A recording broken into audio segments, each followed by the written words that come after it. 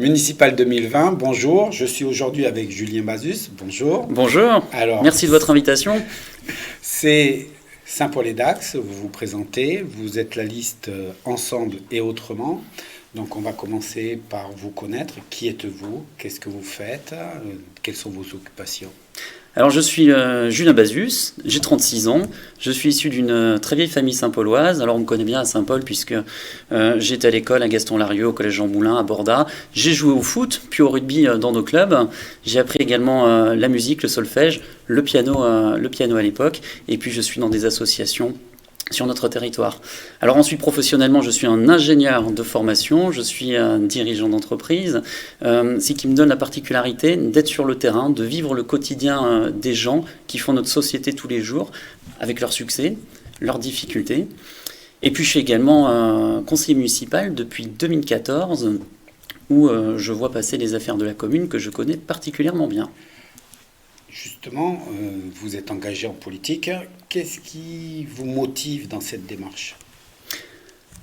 Ce qui m'intéresse dans cette démarche, c'est tout ce que l'on fait avec ce collectif, en fait. Nous sommes partis désormais depuis 1 an pour apporter autre chose à Saint-Paul, pour en faire un lieu d'autre possible. C'est vraiment, en fait, cette idée de local, de faire quelque chose pour notre ville qui nous pousse et nous motive dans le cadre de cette élection.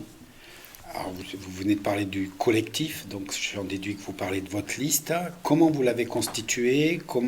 Quelle est sa tendance? Parce qu'il y a une tendance. Et comment vous travaillez, vous fonctionnez ensemble? Alors, j'insiste sur le fait que ce n'est pas qu'une liste, en fait. C'est un ensemble, un véritable collectif de citoyens. Pour nous, il n'y a pas d'ambiguïté. C'est un collectif citoyen de gauche, écologiste et de progrès. Il a été créé il y a un petit peu plus d'1 an sous l'impulsion de 4 conseillers municipaux sortants. Puis des dizaines de citoyens nous ont rejoints au fur et à mesure. On a la particularité aujourd'hui de rassembler l'ensemble des forces de gauche de la commune, que sont le Parti socialiste, le Parti communiste, Europe Écologie Les Verts, France Insoumise, Gauche républicaine et socialiste, des associatifs. Et puis j'oublie pas non plus cette colonne vertébrale essentielle que sont les citoyens. Dans l'ensemble, au niveau national, on voit que ça ne s'entend pas très bien. Alors pourquoi vous, au niveau local, vous allez réussir cette alchimie, justement? Parce que chacun a fait l'effort, en fait, d'aller au-delà des divisions et des querelles que l'on observe un petit peu partout, et notamment à l'échelle de notre commune, parce que l'intérêt général des Saint-Paulois l'exige. Et puis chacun a accepté de se mettre au service de ce collectif pour construire un programme à l'image des citoyens pour apporter une autre réponse à l'échelle locale. C'est ça qui fait que l'alchimie prend, que ça fonctionne bien. Et je vais vous dire une chose, plus on avance, plus on y trouve de l'enthousiasme. On y retrouve du plaisir. Et maintenant, il ne tarde qu'une chose, c'est d'aller jusqu'au bout de cette élection et de la gagner.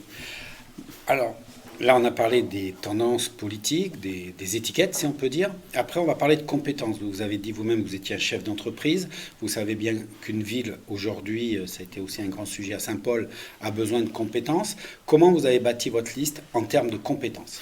Alors, notre liste, en fait, est issue de ce collectif-là. C'est le collectif qui a choisi nos colistiers. Chacun a eu la possibilité de postuler, entre guillemets, c'est-à-dire de se proposer dans le groupe pour faire partie de la liste, y compris le tête de liste. Après, c'est le collectif qui a voté et qui a choisi pour mettre au point cette liste. Sur les compétences, j'ai la chance d'être entouré de gens de valeur, de qualité et vraiment très représentatifs de notre société. Nous avons des chefs d'entreprise, nous avons des gens du public, du privé. Nous avons la particularité d'avoir pas mal de monde dans le secteur de la médecine, puisque c'est une des problématiques de la vie. Nous avons un médecin, 4 infirmières, des gens du spectacle, des jeunes, des moins jeunes, des gens en situation de précarité également, puisque c'est la réalité de notre société. Voilà, vraiment une liste diverse, plurielle et très à l'image des Saint-Paulois. Et si j'ai bien regardé, en plus, au niveau des âges, on part vraiment, il y a un grand panel d'âges. Oui, c'est très caractéristique de notre liste également, puisque la Benjamine a 24 ans, elle est encore étudiante, et puis le plus ancien, c'est la mémoire de la ville, Michel Labéry, qui a 82 ans. Alors, à partir de tout ce collectif, on va plus employer le terme de liste, si j'ai bien compris, il a fallu bâtir le programme. Alors, comment vous y êtes pris? Quel a été le squelette? Et puis, comment vous l'avez habillé? Alors, une méthode particulièrement innovante par rapport à ce qu'on a pu connaître dans le passé dans la constitution des programmes et que l'on souhaite en plus mettre en œuvre dès que nous serons élus pour continuer dans cette veine de participation citoyenne, démocratie participative avec les habitants. Nous avons fait des groupes de travail généraux, puis thématiques, en petits groupes qui se sont vite étoffés, l'information se propageant qu'on voulait construire de manière collective. Donc on a eu de plus en plus de monde qui est venu participer à ces groupes-là, avant d'aller en assemblée citoyenne dès le mois de septembre avec l'ensemble de la population, et finalement pour boucler un programme, là aussi de manière participative, puisque chaque proposition a été débattue puis approuvée par le collectif. Nous étions mi-décembre, ce qui nous a donné l'occasion de le présenter le 23 janvier à la population et de le distribuer à chacun depuis mi-février.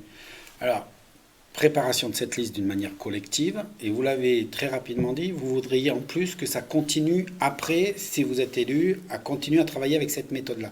Comment ça va se faire? Exactement. La participation citoyenne est l'un de nos piliers dans le cadre de cette élection. On souhaiterait déjà modifier le fonctionnement du conseil municipal et donner place à l'intervention citoyenne en fin de conseil. On veut installer des commissions municipales, mais aussi extra-municipales, temporaire ou sur l'ensemble de la mandature en fonction des sujets, pour faire participer les citoyens à la prise de décision. On veut un citoyen acteur en fait, pas lui demander de mettre un bulletin de vote dans une urne, puis de revenir en 6 ans et de voir ce qui s'est passé. C'est fini, on ne veut plus de ça. On veut vraiment qu'il participe sur l'ensemble de la mandature, dans un échange continu avec les élus, dans une forme de transparence. On mettra en place également un office municipal des sports avec les clubs, dans lequel chacun pourra participer, et ce sera un outil pour coordonner les associations, le matériel, et également clarifier la répartition des subventions entre les clubs et aussi des associations.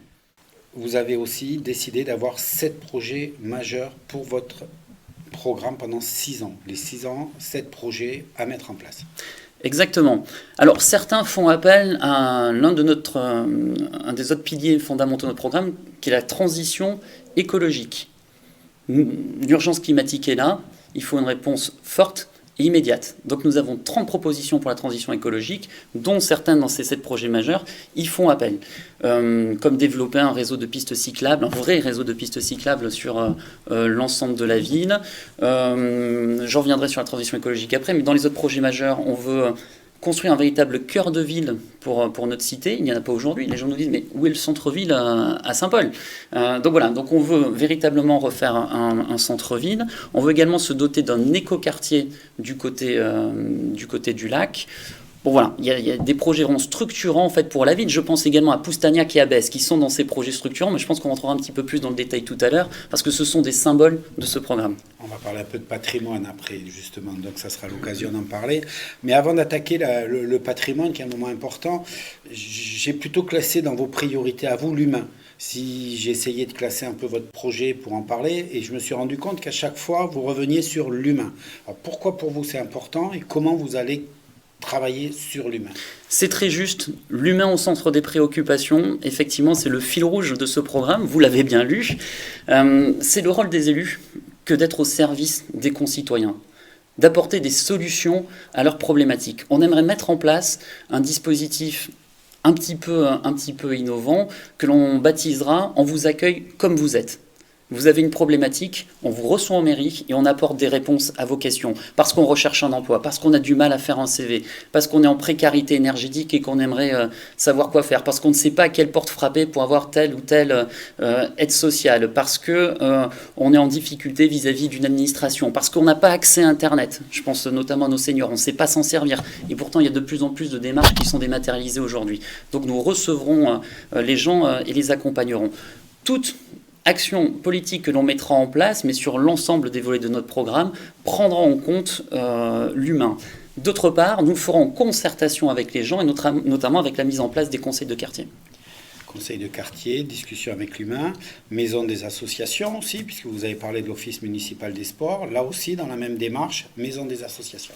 Maison des associations, effectivement, on va mettre en place un conseil des associations pour coordonner leurs actions, leur proposer un véritable accueil, et puis nous aimerions également refondre une maison des associations avec plus de moyens, de meilleures capacités, et cela sera à définir et à mettre en place avec ce conseil des associations. Donc, si j'ai bien compris, le projet, c'est toujours ce squelette. Et après, une fois que vous êtes élu, vous allez réunir la population pour travailler sur ces points-là? Oui, tout à fait. Alors, dans une trame qui est déjà établie, puisque vous avez vu que le programme est extrêmement riche en termes de propositions, il est très concret, très pragmatique, et beaucoup de gens nous ont dit, il est très juste votre programme, mais il n'y a pas de secret. C'est parce qu'on l'a fait avec eux. On va aussi un peu détailler justement dans l'humain les catégories, puisqu'on a des jeunes, des moins jeunes. Donc vous avez un gros travail à faire au niveau de l'école, des écoles sous toutes ses formes. Rythme scolaire, transport, voilà. Donnez-nous votre vue d'ensemble du problème scolaire. Effectivement, nous souhaiterions repenser en fait le rythme de l'enfant dans sa globalité, que ce soit à l'école, que ce soit après l'école, que ce soit le transport pour aller dans les écoles. Et là, nous avons beaucoup de travail. On se rend compte qu'il y a des inégalités entre nos 4 groupes scolaires sur Saint-Paul. C'est à peu près 1 millier d'écoliers sur notre commune. Les conditions de travail ne sont pas les mêmes, avec beaucoup d'écoliers qui sont à cheval sur 2 classes, CP, CE1, CE1, CE2.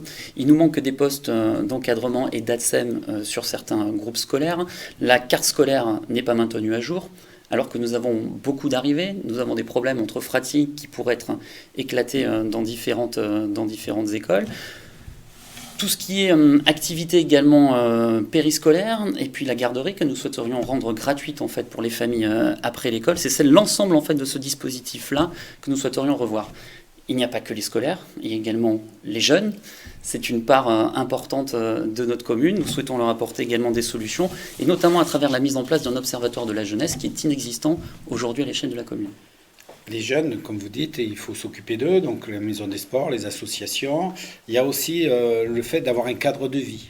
Et là, vraiment, vous voulez vous engager, vous dites Saint-Paul, taille de vie, cadre de vie à taille humaine. Qu'est-ce qu'il y a derrière ces mots? Exactement, une ville à taille humaine. J'étais inquiété par certains propos d'autres candidats. On disait, finalement, il n'y a pas tant de construction que ça à Saint-Paul. On ne sait pas ce qu'ils veulent faire de la ville. Nous, on souhaite stopper l'étalement urbain. On souhaite revoir notre centre-ville, on souhaite revoir nos modes de transport, et puis surtout donner une priorité à d'autres modes de déplacement que sont le vélo, la trottinette, la marche à pied, mais sans étaler notre ville. Redonner vie au quartier, créer à nouveau de la vie de quartier, faire en sorte que les gens se connaissent, puissent échanger, puissent se rencontrer, puissent trouver un coup de main lorsque c'est nécessaire. C'est-à-dire, y compris dans une ville de 14 000 habitants, avoir des zones, des secteurs, des quartiers alimentés par des conseils de quartier où on peut se retrouver, et vraiment c'est le lieu d'échange et le lieu de vie de cet endroit-là.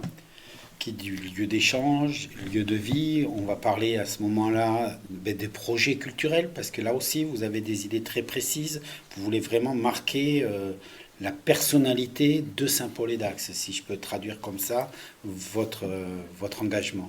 Exactement, lui donner une identité forte avec la mise en place d'un véritable service culture et patrimoine, puisque nous avons un patrimoine remarquable à Saint-Paul, malheureusement pas mis en valeur, et puis pour certains éléments aujourd'hui qui sont véritablement en péril, et y compris à travers des arbitrages politiques. Je prends juste l'exemple de Poustagnac. Nous avons certaines personnes qui veulent bétonner Poustagnac. Nous pensons qu'il faut faire l'inverse, préserver ce joyau culturel saint-paulois. Nous souhaitons en faire une maison des arts qui pourra accueillir des expositions, résidences d'artistes, studios d'enregistrement pour les jeunes. Et puis également des salles de séminaire que l'on mettrait en location, puisqu'il y a une demande en fait pour notre ville, et notamment dans des espaces naturels comme ceci. Bien évidemment, protéger les espaces naturels, les mettre en valeur et avoir des parcours pédagogiques qui reviennent sur l'histoire de la minoterie et du site en soi. Tout ça, que ce soit la culture, je vais revenir dessus parce que je m'aperçois que dans mes petites fiches, vous avez parlé aussi des fêtes locales. Oui, tout à fait. Ça a l'air d'être un point qui vous tient à cœur. Concurrencer les fêtes de Dax, si je comprends bien. Non, absolument pas. Absolument pas. Et d'ailleurs, nous avons 2 personnes du comité des fêtes qui figurent sur notre liste. Les moyens sont trop réduits aujourd'hui par rapport aux ambitions qu'on pourrait avoir pour notre comité des fêtes, qui n'organise pas que les fêtes du lac Lété. Il y a la fête de printemps très prochainement, le 28 mars. Vous voyez, un exemple caractéristique. Cette année, le 14 juillet tombe un mardi. On demande à notre comité des fêtes d'organiser 5 jours de fête avec le même budget que pour 3 jours traditionnellement. Ça ne peut pas fonctionner. Donc il faut renforcer les moyens du comité des fêtes, renforcer la coopération avec la municipalité pour qu'il soit plus efficace, lui donner plus de moyens et véritablement l'insérer dans la politique culturelle de la ville.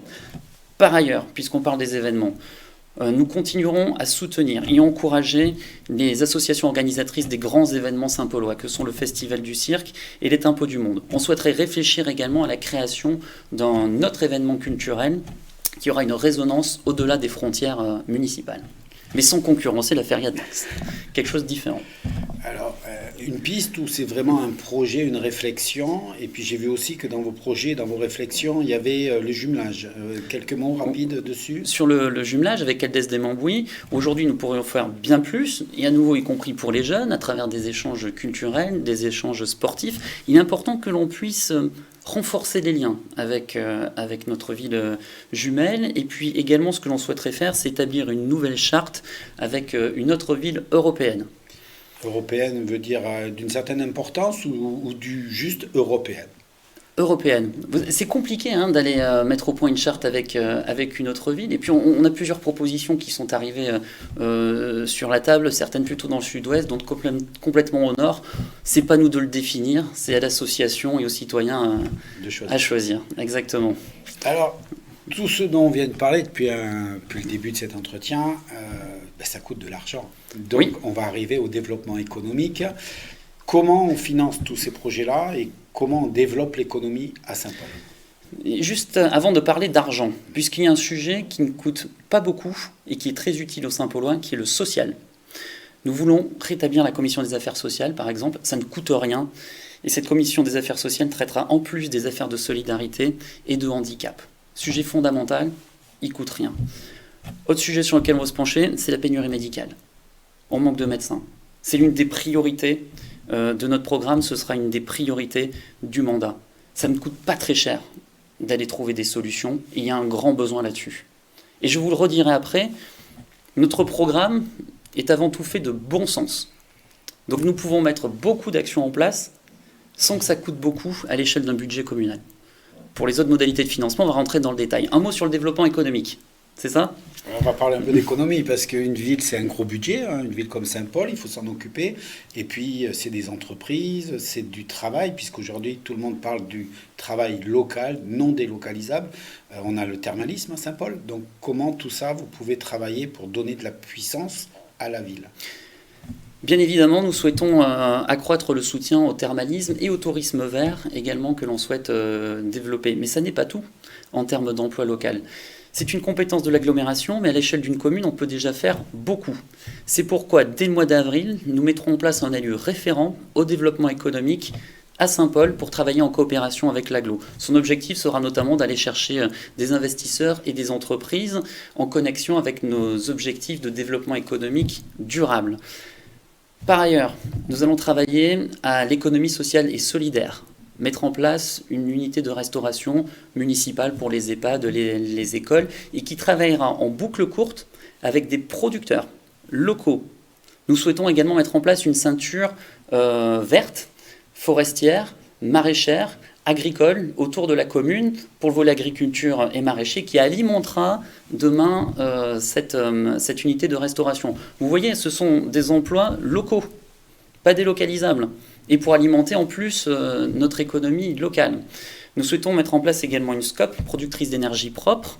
Là, c'est pareil, c'est de l'activité que l'on va déployer en local qui n'est pas délocalisable. Et j'en profite pour dire que lorsqu'on mettra en place cette SCOP, tous les citoyens pourront y participer. Ça, c'est relativement innovant, ça génère de la valeur pour notre territoire et ça n'est pas délocalisable. Vous avez parlé de thermalisme, de tourisme. Qu'est-ce qu'il y a comme autre piste sur lequel l'économie peut rebondir pour venir faire ces entreprises, venir faire ces investisseurs? Nous bénéficions ici sur notre territoire d'atouts formidables. Une belle situation géographique, nous sommes bien irrigués par les moyens de transport, que ce soit avec le TGV comme le réseau d'infrastructures routières. Nous avons un réseau de PME et d'ETI qui est relativement conséquent à l'échelle des Landes et à l'échelle du Sud-Ouest. Nous avons un climat plutôt favorable pour attirer les familles. Et en plus des infrastructures, nous sommes très bien équipés à Saint-Paul pour les écoles, pour les clubs sportifs, plus de 170 associations. Et ça, c'est très séduisant pour des familles qui veulent s'installer ici. Nous avons plein d'atouts. Il faut les valoriser. Et d'autre part, il faut aller chercher ces investisseurs pour venir s'implanter dans nos zones d'activité. Nous en avons déjà identifié à l'échelle de l'agglo, il y en a à Saint-Paul. Nous sommes prêts à aller chercher ces investisseurs pour les faire venir ici. On va attaquer le sujet de l'agglo. Juste avant, vous avez parlé les faire venir. Vous avez aussi quelques idées sur la communication, justement, parce que ça vous tient à cœur de valoriser à travers la communication la commune? Alors, la communication, il y a deux éléments. Il y a la communication pour les Saint-Paulois. Donc là, nous allons refondre le magazine municipal pour redonner pleinement la parole aux Saint-Paulois, aux associations, aux clubs sportifs, apporter une information véritablement régulière aux habitants. Et puis d'autre part, on souhaiterait créer une plaquette et vraiment une démarche commerciale pour valoriser les atouts de la ville, parler des dispositifs d'incitation locaux aux potentiels investisseurs et entreprises qui pourraient être intéressés pour venir sur notre territoire. Il n'y a pas de fatalité dans ce domaine-là. Si on attend que les entreprises arrivent, il ne va pas se passer grand-chose. Ou certaines arrivent au compte-gouttes, viennent s'installer comme ceci parce qu'elles ont identifié un certain potentiel. Nous, on croit qu'il faut être extrêmement volontariste. Et en plus, nous avons des entrepreneurs et anciens entrepreneurs sur notre liste qui savent comment s'y prendre, qui ont du réseau et qui peuvent aller chercher des investisseurs. Tout ça, aujourd'hui, une mairie ne fonctionne plus toute seule. On est d'accord qu'il y a l'agglo dans votre cas et qu'on est obligé de travailler avec l'agglo, vous le dites, tous les projets d'une certaine importance doivent être aidés par tout le monde. Quelle va être votre position en vous avec l'agglo et comment vous allez, quelle démarche vous allez avoir et quelle demande vous allez avoir au niveau de l'agglo? Alors, juste une précision avant de parler de l'agglo. Parce que trop souvent, nous entendons dire, et parfois par des gens qui cumulent les mêmes mandats, c'est pas nous, c'est l'agglo. C'est pas nous, c'est le département. Nous, on veut arrêter avec ça.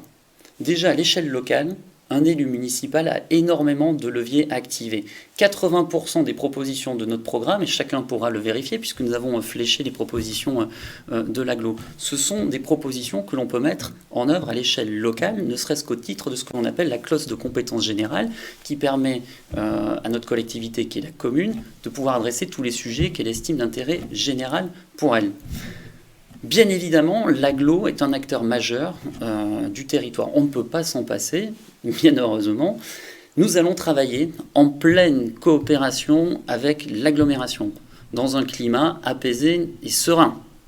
Il ne peut pas en être autrement si on veut être efficace et véritablement faire avancer les dossiers. Voilà notre état d'esprit. Quels sont les projets justement que vous allez travailler avec l'agglo? Parce qu'on a parlé des projets locaux, l'agglo a un regard plus général. Donc pour vous, quels sont les projets qui sont avec l'agglo, qui peuvent avoir des répercussions sur Saint-Paul ou qu'il faut que Saint-Paul accompagne même si ce n'est pas sur votre commune? On ne va pas tout énumérer, puisqu'ils sont relativement nombreux. Bien évidemment, vous avez parlé du développement économique, ça ne peut se faire qu'en coopération avec le Grand Axe. Je pense à un sujet qui est récurrent dans les échanges que l'on a avec les habitants, ce sont les voiries et les trottoirs. Nous avons un plan ambitieux de remise à flot des voiries qui sont catastrophiques à l'échelle de la commune, pour mettre en place notre réseau de pistes cyclables qui maillera demain toute la commune. Bien évidemment, ça se fera en coopération avec l'agglomération. Nous avons une demande, notamment qui émane des plus jeunes et qui est une petite arlésienne à l'échelle d'Aquoise. C'est la demande d'une création de salles de spectacle, mais qui doit être forcément polyvalente et accueillir d'autres choses pour un territoire comme la nôtre. Donc nous porterons ce sujet à l'agglomération. Sur la culture également, nous pensons que nous avons des choses à faire. Et je n'oublie pas le sport, qui aujourd'hui n'est pas une compétence communale. Nous souhaitons réfléchir également dans cette direction avec l'agglo. On arrive à la fin de cet entretien, très intéressant, très riche.